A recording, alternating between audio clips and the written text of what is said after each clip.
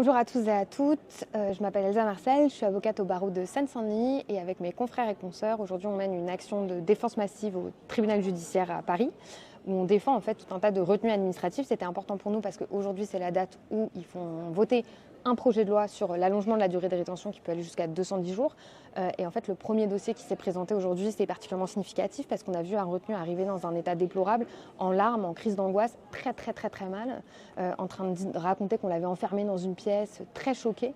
Et en fait, ça permet de prendre un petit peu la mesure du sujet qu'on cherche à traiter aujourd'hui parce que si une personne arrive comme ça au bout de 4 jours d'enfermement, imaginez l'état dans lequel il peut être au bout de 210 jours.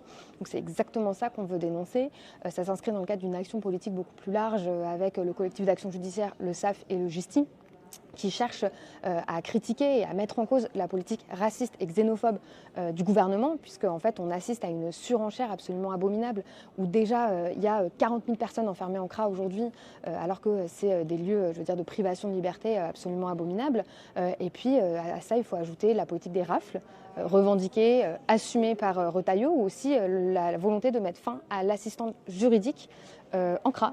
Donc en fait, c'est une réduction de plus en plus significative des moindres droits accordés aux retenus, et c'est le sens de notre action aujourd'hui, c'est de dire que le minimum, quand on a des individus vis-à-vis desquels l'État pèse de tout son poids, utilise sa police, utilise des méthodes parfois illégales, le minimum, c'est qu'ils puissent être défendus correctement par 4, 5, 6 avocats qui font l'effort en fait de mettre en place l'ensemble des droits qui sont formellement reconnus à ces personnes retenues, qui n'ont évidemment jamais la possibilité de l'exercer, tout simplement parce que les conditions de défense habituelles sont extrêmement difficiles. C'est des temps très réduits. On obtient les dossiers la veille au soir. Je veux dire, on n'est qu'une seule personne par retenue.